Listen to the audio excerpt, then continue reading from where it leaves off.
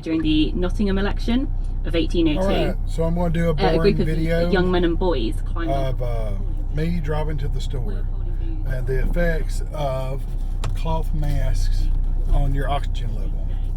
So before I put my mask on, here's my pulse ox here. I'm going to measure my oxygen level. 96. Where's my video? 96. It's not showing. It's weird that the video doesn't show it. 97. Alright, there we go. So I'm supposed to put my mask on.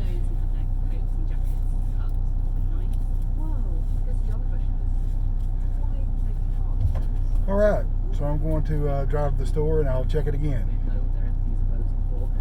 Are they enjoying it? Is it sort of like theatre? Is it a spectacle? Yeah, so they were hugely politically engaged, partly as a result of a huge range of election canvases being printed and distributed around the constituency, sort of in the run-up and during to the polls opening. Also, you get sort of election songs being sung, sort of composed and sung, and then often ballad singers would sing them, but also sell the handbills of their ballads.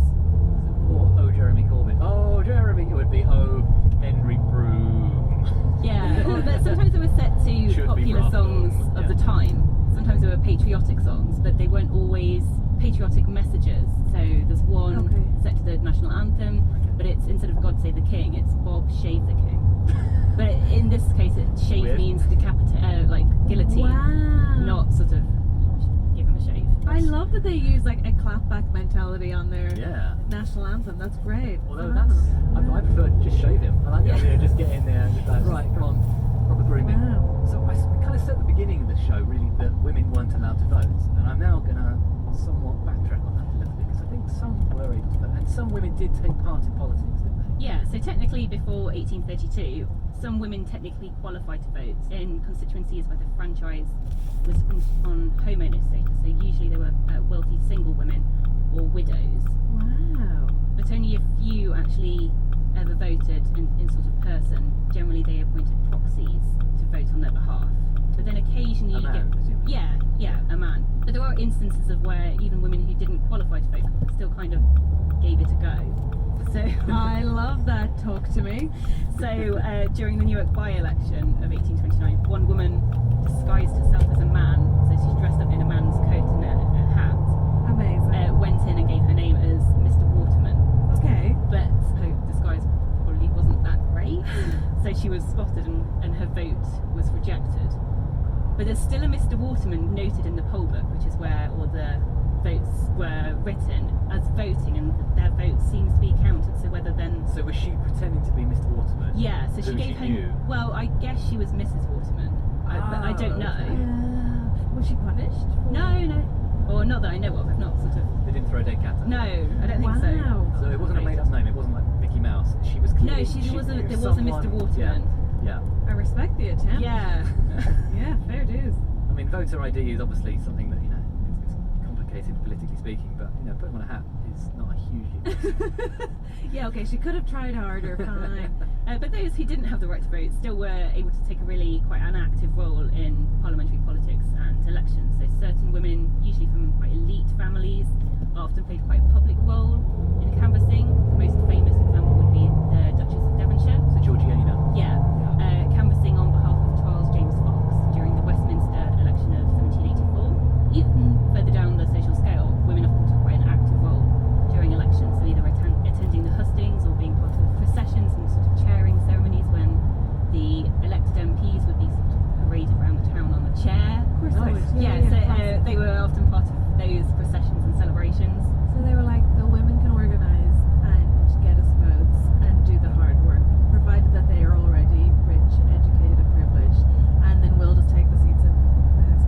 Oh, that's so lovely. That's really good to hear, yay feminism.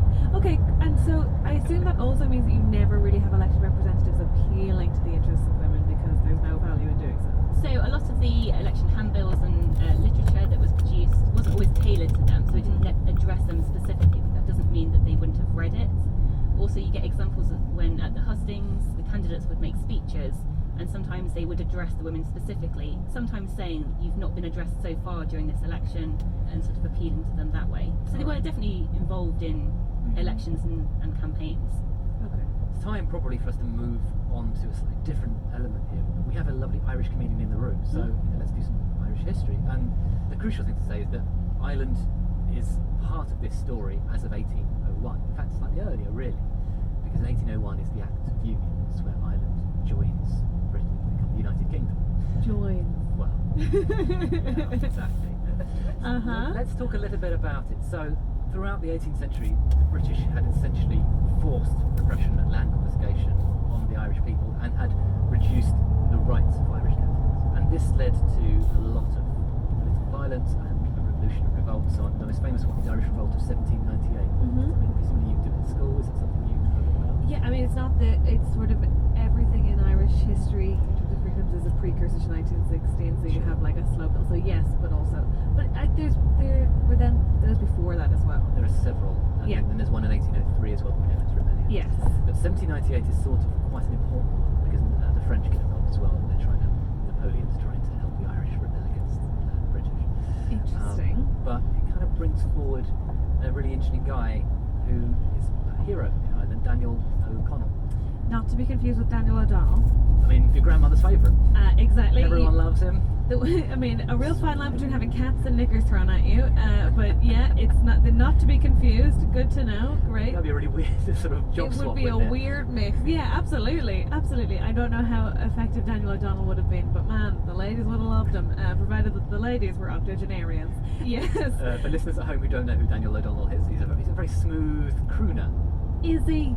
Or is he just...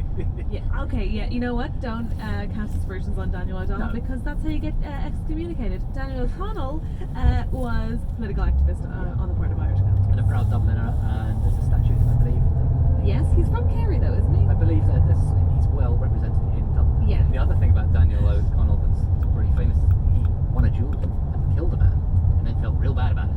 Well, yeah. How did he think that was going to go any other way? Well, he was sort of a pacifist. He really didn't believe in violence. He didn't take part in the rebellion. He didn't take part in any of those things. But he ended up in this duel and he sort of shot the guy, and then You'd feel horrendous. the guy died. He's like, oh my god, I'm so sorry.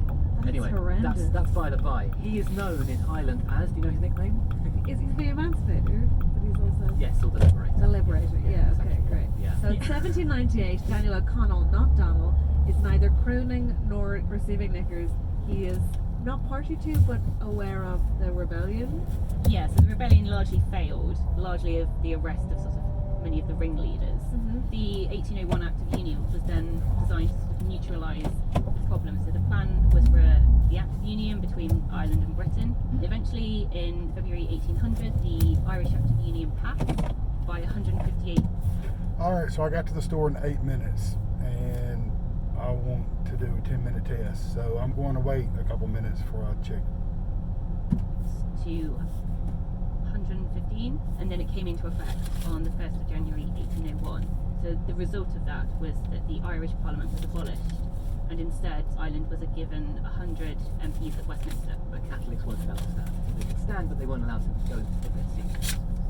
Right. So Catholics were just essentially removed from the political process. But Daniel O'Connell is this great orator who steps up and goes, come on, this is you've taken our parliament off of us, and we still haven't got any rights. Okay. Catholics weren't allowed to vote, they weren't allowed to have certain government jobs, and this was brought down in 1829, isn't it? Yeah, the so-called Catholic question had been discussed since the late 18th century, and there'd been plans to include emancipation as part of the Act of Union, although this was opposed by George III, who opposed it on the belief that it undermined the Protestant constitution.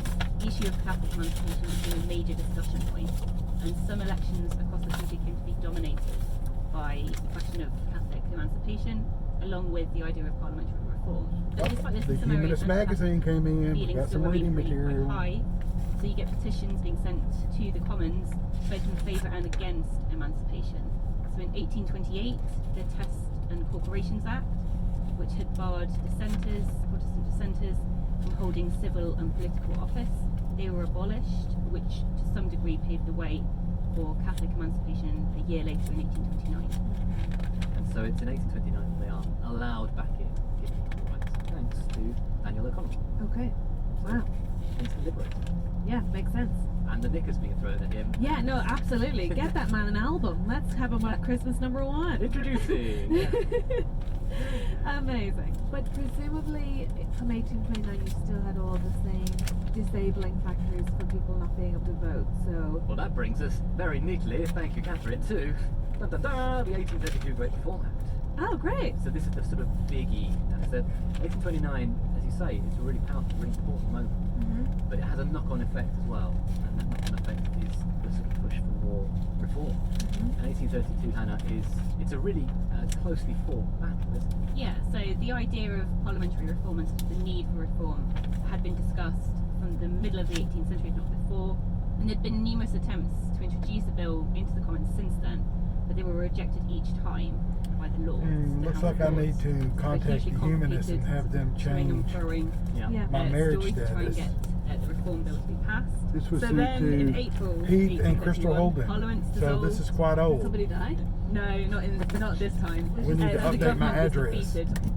All right, so it has now been 11 minutes. Actually, I think I'll leave my mask on for this. So my mask is on still. Got my pull socks.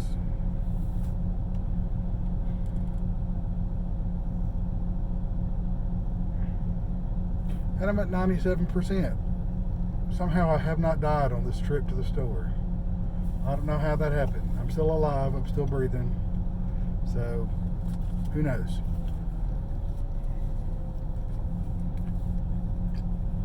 All right, thanks for watching.